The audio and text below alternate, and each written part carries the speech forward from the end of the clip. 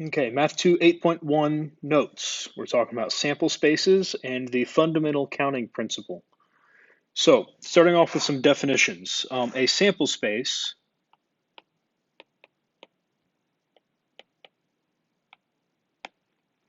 is a list of all possible outcomes.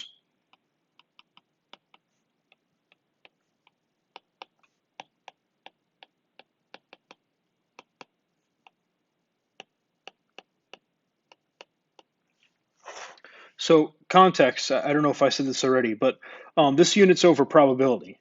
So, a lot of these, that kind of, you have to think about that whenever you think about sample spaces. We're talking about maybe like rolling a die. The sample space would be how many sides the die has, right? Um, if we're talking about flipping a coin, it would be heads and tails. Um, yeah. So next up we have the number of possible outcomes. And that should be pretty easy to see. We could say number of objects in our sample space. So objects just means whatever is listed. So the number of possible outcomes would be how many things are listed in the sample space. So for an example, let's say the sample space is heads and tails. And you normally do the little squiggly lines around it. The possible outcomes would be 2, right? There's 2 possible outcomes out of heads and tails. All right, a couple more words. We have outcome, which I think I've been using, but that means result. And then we have an event. That's sometimes called a trial. So this would be the result. That's kind of easy to see. An event or a trial would be the act of flipping the coin, right? It would be the act of rolling the die. It would be the spinning of the spinner. Um, it would be the actual thing that happens, right? Um, yeah, so those are 4 different, well, I guess there's 6 different words there that we're probably going to end up using some. All right. Represent the sample space using set notation. So set notation is using the little bracket things that I talked about. And we're listing the sample space. So those are a list of the possible outcomes. So number 2, a spinner can land on either red, blue, green, or yellow, and you spin 1 time. So we're supposed to list what are the options, or what are the outcomes that we could have. Well, we could have red. Actually, I'm just going to use the first letter. Red, blue, green, or yellow. Those would be the possible outcomes. It's that easy. Number 3, a basketball player attempts a shot that can result in a score or a miss. Score or a miss.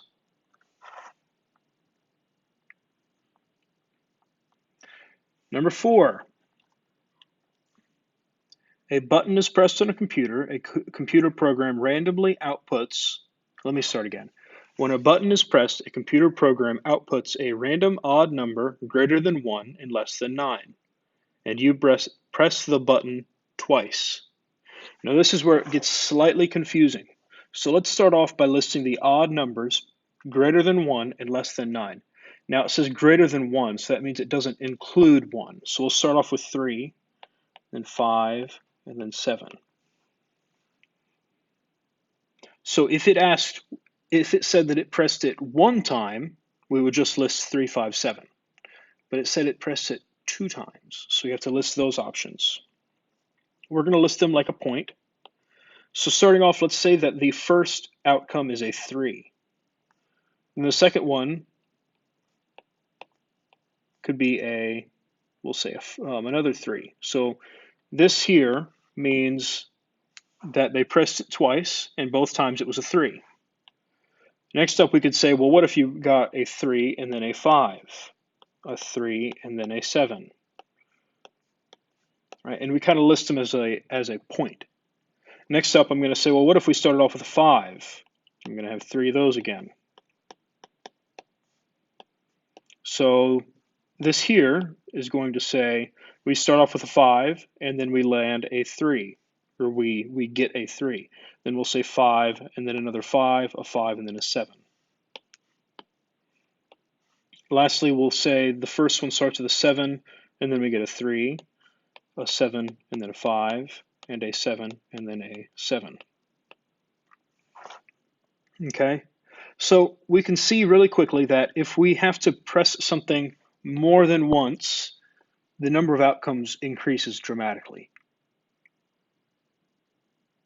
All right, let's go on to number 5. A sandwich shop has 4 types of sandwiches: ham, turkey, and chicken, and PB&J. Each sandwich can be ordered with white bread or multigrain bread. So it wants you to list every type of different sandwich they have. So we'll start off by categorizing the meat, or the peanut butter and jelly. We'll say, well, what if you have a ham that's on white bread? Well, you could also have a ham that's on multigrain bread. Then we could have a turkey on white, turkey on multigrain. Multigrain.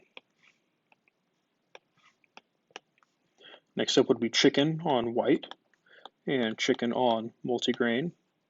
And I'm just going to put peanut butter for peanut butter and jelly on white, and then peanut butter on multigrain. And we need to have our commas. And there we are.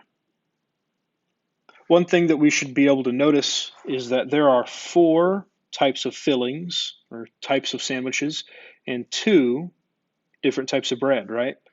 4 times 2 is 8, which is kind of interesting because that's how many different options we have listed. All right, so we listed our sample space there. Moving on. Number 6, find the number of possible outcomes in the sample space. Number 6, there are 2 dimes and a nickel in your pocket. You randomly pick a coin. So how many different outcomes are there? And let me double check what CUDA says, just to be sure what they would say. Yeah, that's what I thought. So there's still 3 different coins. Even though there's 2 different dimes, and you could say they're the same dime, or they both represent 10 cents, they are different dimes. Okay, that's why I checked, because I didn't know if it would be 2 or 3. Or I didn't know if CUDA would say it was 2 or 3. But we're going to say that it's 3, because there are 3 different unique objects. Number 7, a coffee shop offers French roast, Italian roast, or American roast coffee. There are 3 different options there. Number 8, a hot dog stand offers both small and large hot dogs. Each hot dog can be ordered plain or with ketchup. So really quickly, we should be able to say, well, there's 2 options that are yellow, 2 options that are blue. That makes 4 total options. If we wanted to, we could list them all out. And I'm going to do that for this one, but this is going to be the only one that I do it for. We could have a small plain, a small ketchup, a large plain, or a large ketchup. Right? There are 4 different options. Number 9, a bag contains 1 red marble and 2 green marbles. You randomly pick a marble to play with, then your friend picks a marble. Now this gets kind of confusing, I guess would be the saying. The way that I like to do this is I like to put a couple little boxes. This is going to be you, and this is going to be your friend.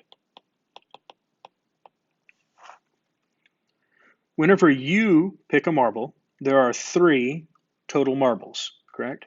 There is 1 red and 2 green, so you have 3 different options, really. Right? Even though there's 2 of them that are green, you have 3 unique options. Now you take a marble out of the bag and you put it in your pocket. Now your friend takes a marble from the bag. How many options does your friend now have? Well, there were 3 originally. You took one of them, so now they only have 2. Whenever we multiply these together, we have 6 different options.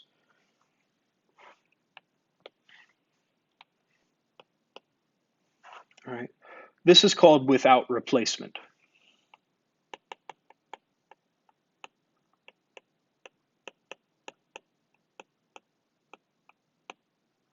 Okay. We'll talk more about with and without replacement in the future. Number 10, 5 books need to be placed on a shelf. You randomly arrange the books on the shelf from left to right. All right, so I'm going to kind of look at it backwards. If you look at the bookshelf, there are 5 empty slots. 1, 2, 3, 4, 5. Okay, just kind of like how I looked at the last one backwards. I looked at you and your friend. So we have 5 different books. So starting off, we'll say we order them from left to right, which is what they say we do. The first slot, there are 5 different books. So there are 5 different options. The second slot, there are now only 4, and then 3, and then 2. And then really, once you fill in the first 4, the last one really isn't a choice at all because there's only 1 book left over, right? So this is really 5 times 4 times 3 times 2, which is 120.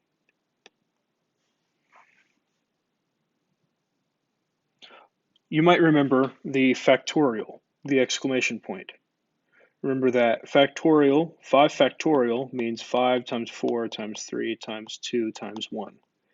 And we'll be using that idea more in the future. Remember also that 0 factorial is 1. I'll talk about that again in the future. I think it helps a little bit whenever we start typing them in our calculator. It makes it go a little bit faster. But for this lesson, we don't really need that. Number 10 is 120. Looking on at number 11. When a button is pressed, a computer program outputs a random even number greater than 0 and less than 8. You press the button 6 times. So, starting off, I want to figure out how many numbers are greater than 0 and less than 8 that are even. Well, starting off, we have 2, 4, and then 6. So there are really just 3 numbers. So we press the button 6 times. 1, 2, 3, 4, 5, 6. We have 6 different times that it happens, 6 different events. Each event has 3 options, right? And there's no nothing is taken out of it. Like in number 10 and number 9, we had to do the box thing like we're doing in number 11. But in both of those, we would take something away from our sample, right? Number 9, we took a coin away. Number 10, we took a book away. Number 11, there's no taking of something away, right? Whenever you press a button the first time versus the second time, it's going to be the same thing. It's going to do the same thing. So each of these gets a 3. We multiply these together. And in order to make it easier on our calculator, I'm going to say, well, this is really 3 to the 6th, right? So I type in my calculator 3 and then caret 6, and I get 729. So the sample space for number 11 is 729. There are 729 different options or different outcomes. All right, there we are.